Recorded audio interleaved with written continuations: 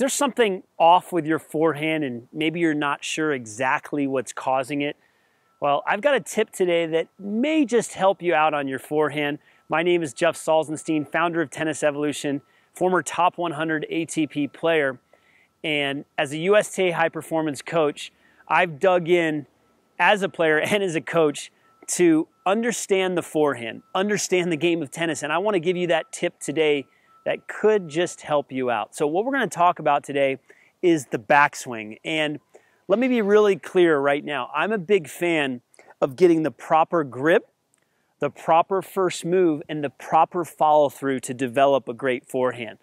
But there is something that I've seen over the years with the backswing that I want you to be aware of. Again, you may not be making this mistake, but what I'm about to show you could still help your forehand, and I'm going to show you why. Okay, here's what we have to look at. The problem is I see what's called disjointed backswings. So I've actually seen it on the backhand side over the years and the forehand side. On the backhand side, for example, would be on a one-handed backhand, taking the racket back here and then dropping it down, almost like a very rigid drop. It's not like a smooth drop. So you start up and then you drop it and then you swing. You're better off just taking it back and being smooth a la Johnny Mac and not starting up here and then violently dropping the racket down with no tempo or timing or rhythm. I've seen the same thing on the forehand. Players that might be relatively new to the game, or maybe they've developed bad habits over the years, or maybe a coach has told them they need to take a loop on their forehand. What I see is the racket goes up like this, and then it drops like this, and then the player swings forward. Again, advanced players aren't going to do this, but players that are more beginners and intermediate players, they think, oh, my coach told me I need to take a loop, so they start the racket up like this, and then they just drop it down very violently. It actually looks almost like this, and then like this. Okay? So what we want to do is we want to establish tempo, timing, and rhythm. Those are big words that I use when I teach, whether it's with footwork, whether it's with the speed of the swing, whether it's seeing the court, and even with the backswing, serve, forehand, back, it doesn't matter. Tempo, timing, rhythm. You'll notice that you won't hear me say racket head speed or racket head acceleration a lot. I feel like when players swing fast, their swings blow up, their body blows up, they pull off the ball, they're only focused on racket head speed, they lose timing, tempo, and rhythm. Martina Hingis was one of the best players of all time. She played with tempo, timing, and rhythm. I used to see her practice at Saddlebrook when she was young, 16, 17, 18, she's #1 in the world.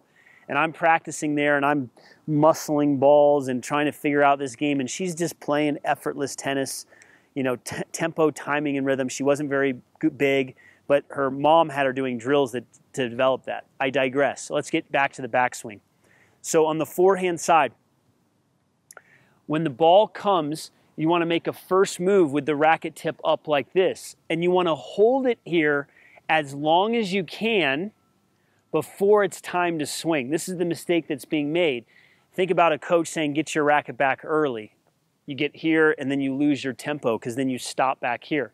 Or a coach saying, make a loop, but you get here and then you drop the racket down too early and you have to wait.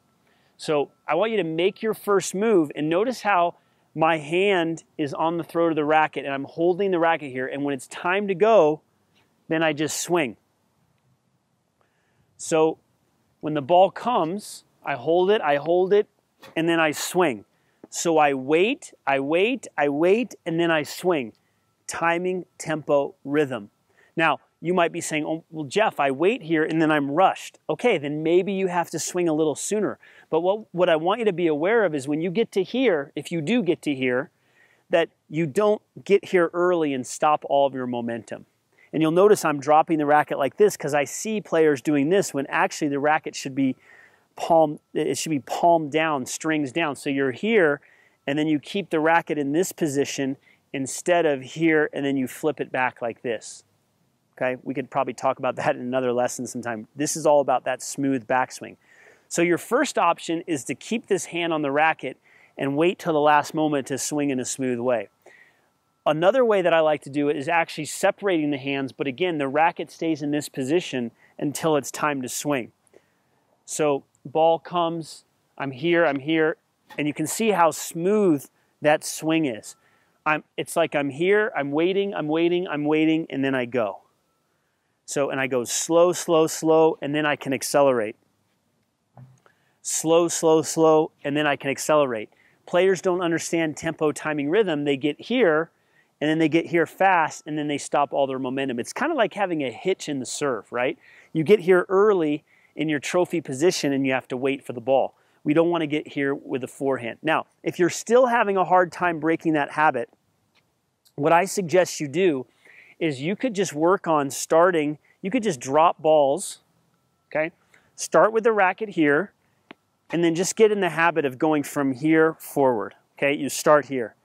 Then you could just bring the racket up a little bit higher. You could bring the racket a little bit higher and wait, and then swing. And then you can graduate and progress to starting up like this, and again, focusing on smooth. Wait, smooth. Wait, smooth. And if it helps you to use those trigger words like wait, smooth, or slow, slow, slow, slow, go. Slow, slow, slow, slow, slow, go. You see that tempo. That's the tempo we want. Again, we want to avoid tension. We want to avoid a disjointed backswing where we get here and we have to wait. All right, so to summarize, make sure that you make a strong first move and you wait here as long as you can before you go. If you're feeling rushed and late, you still get here, but you'll have to swing sooner. But you want to make sure that the racket keeps moving. You don't want to get to here and wait and then go forward. That's going to throw off your rhythm, your tempo, and your timing. Keep those words in the back of your head, in your body. Feel it. Maybe it's rhythm for you. Maybe it's tempo for you. Maybe it's timing. I love tempo. I love smooth. These are power words to be using on the court as it relates to your backswing on your forehand. I hope you loved this video today. And again, this tip could really help you smooth out your forehand. If you don't have a disjointed backswing, still, just by getting here and learning to wait and then accelerating at the right moment at contact, it's going to make a huge difference on your forehand. I really enjoyed bringing this tip to you today. I'm so committed to helping players of all levels all over the world. I want to make sure that your notifications are turned on so we can update you on our future free content at Tennis Evolution.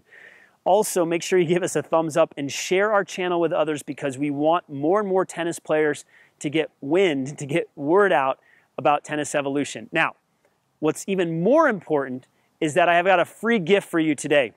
What's that free gift? 3 forehand myths that you could be making. I know many players are making these mistakes on their forehands because these myths have been perpetuated over time by coaches and other players out there.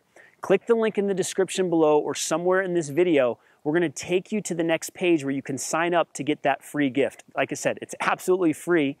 And you know what? The people that are action takers, they're going to do this. Those that aren't interested in improving, they're not. And that's okay. But if you want more free coaching from me, you're going to click the link in the description below or somewhere in this video. I enjoyed providing this free content for you today, and I want to get more free lessons to you by clicking the link in the description below. Thanks so much for your time today. Love helping you out. We'll see you at the next lesson.